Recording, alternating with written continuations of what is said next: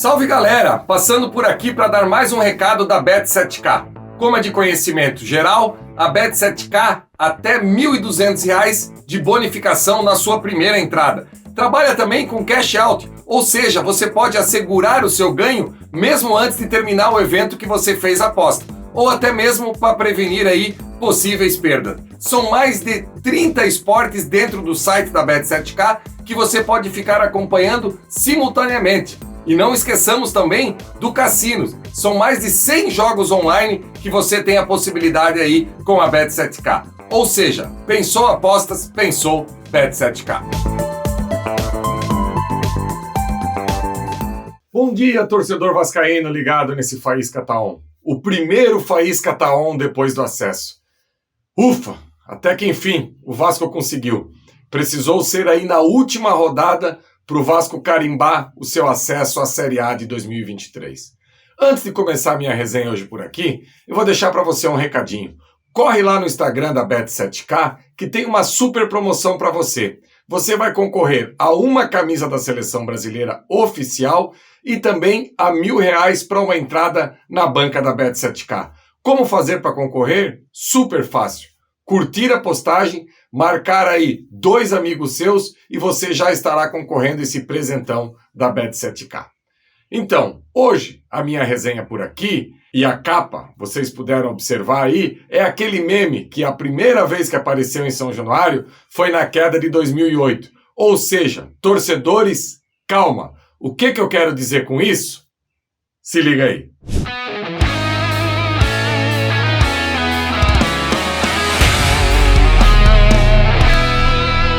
Então, torcedor vascaíno, o tão sonhado acesso chegou. O Vasco faz parte novamente da elite do futebol brasileiro em 2023.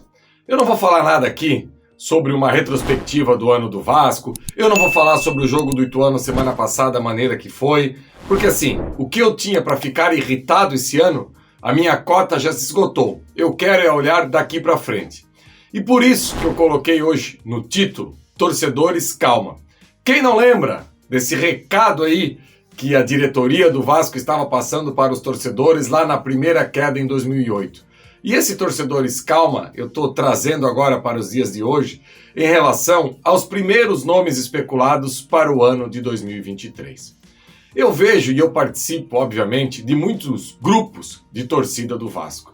E muita gente criticando a possibilidade dessas contratações que estão por chegar aí. Algumas apenas especulações, alguns o Vasco realmente está negociando. E onde é que eu quero chegar?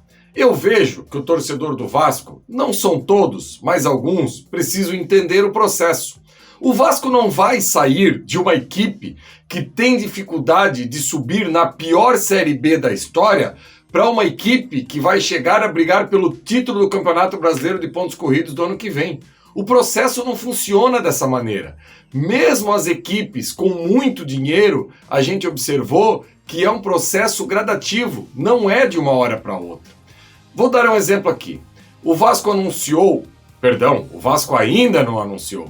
Estão especulando aí que o Júnior Urso pode ser o primeiro reforço do Vasco para o ano de 2023. E eu vi muita gente muito decepcionada se for o Júnior Urso. Torcedor, presta atenção numa coisa aqui. O nosso volante hoje, um dos nossos volantes hoje, tinha no currículo, o Yuri, passagens por Bahia e CSA. Há 2 anos estava na Ferroviária de Araraquara e foi um jogador útil na Série B desse ano. É óbvio, e a maioria que acompanha por aqui sabe o que eu penso do Yuri para uma Série A, que vai ser difícil para ele.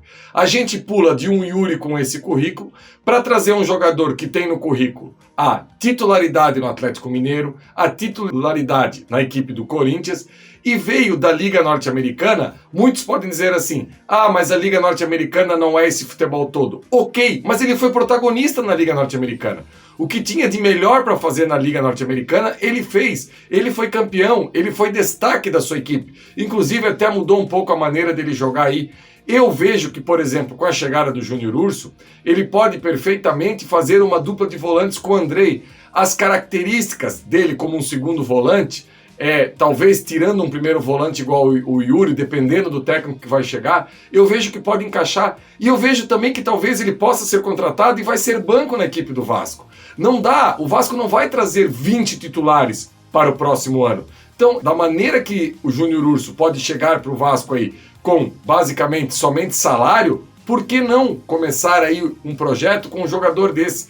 E isso já dá um recado ao mercado, que na entrevista coletiva dessa semana o Luiz Melo deixou claro que o Vasco não ia só atrás de jogadores para a revenda. E isso vai ser uma segunda parte aqui do meu comentário. Outro jogador especulado, o Pedro Henrique do Atlético Paranaense. Muita gente, porque ele falhou na final da Libertadores da América desse ano, acabou sendo expulso. O Pedro Henrique é titular absoluto do Atlético Paranaense há alguns anos, campeão da Copa do Brasil, campeão da Copa Sul-Americana, vice-campeão da Libertadores da América. Será que um jogador com esse currículo nos últimos anos, no auge da carreira, com 27, 28 anos, realmente o torcedor não serve para jogar no Vasco? Eu vou dar um exemplo para você. Quando o Palmeiras formou esse elenco bom, que é o do Palmeiras, que ganhou tudo nos últimos anos, veio no Vasco e buscou o Luan.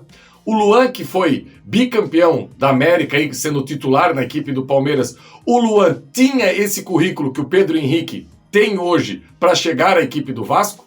Não tinha. Então, eu acho que o torcedor do Vasco tem que ter um pouco de bom senso e entender que nós vamos ter que viver o processo. E esse processo passa muito de trazer esses jogadores assim, maduros, igual o Vasco está buscando no mercado. Vou dar outro exemplo aqui, o Pedro Raul. Muitos torcedores do Vasco dizem assim, mas o Pedro Raul é só uma fase, é só um momento que ele está vivendo.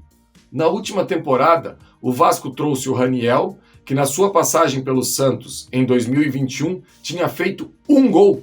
O Pedro Raul é vice-artilheiro do Campeonato Brasileiro da Série A desse ano. Ou seja, se futebol é momento, o momento do Pedro Raul é espetacular. Tem a mesma idade do Raniel.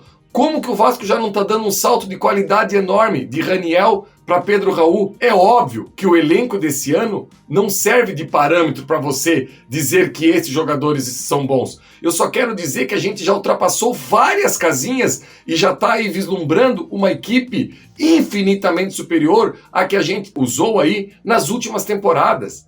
Então, eu acho que criticar já, nesse primeiro momento, esses nomes especulados é um pouco pesado. E eu não tenho dúvida que daqui a pouco, se o Vasco conseguir exercer o direito de compra do Terans, é um jogador que dá um outro salto de qualidade na equipe. E assim as oportunidades do mercado vão surgindo.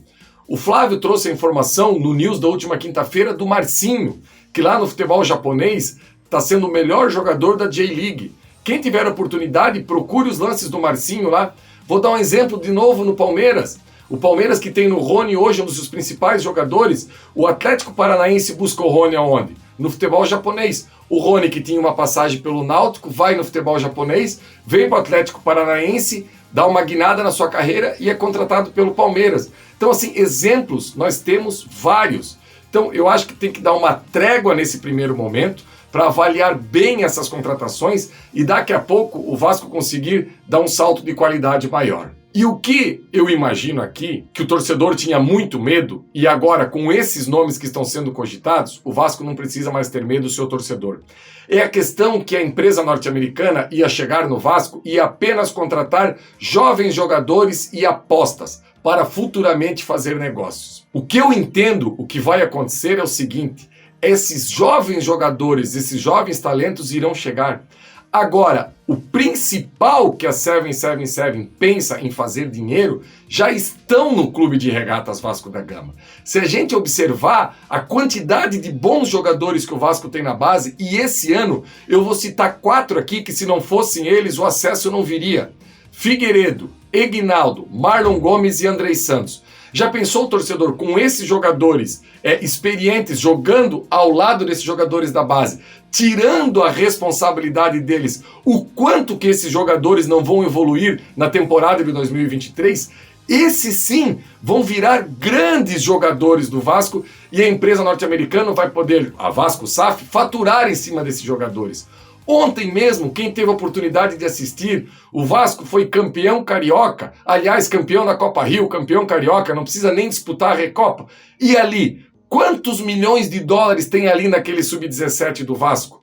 o goleiro de seleção brasileira, o Gabriel, Lucas Gabriel, o Paulinho, um lateral direito, um avião, um jogador que já já vai bater lá em cima no profissional, o Matheus Volante, um absurdo de jogador, e aí vem aí os mais badalados, o Estrela, o GB e a cereja do bolo que é o Ryan.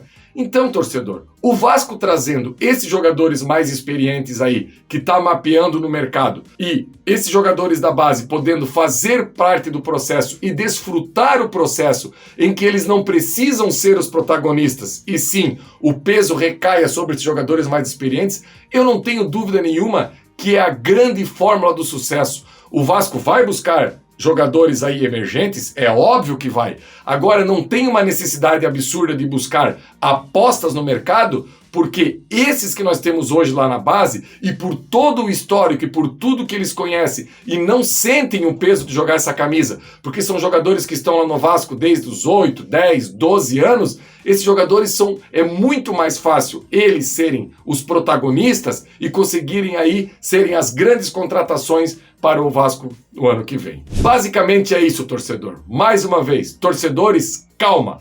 Confie no processo, confie à frente das pessoas que estão à frente do Vasco. E podem ter certeza, nós aqui do canal Atenção Vascaínos vamos cobrar e muito que o Vasco tenha um time muito competitivo. Luiz Melo falou essa semana, o Vasco vai voltar a ser protagonista. Brax já falou, o Vasco vai voltar a ser protagonista.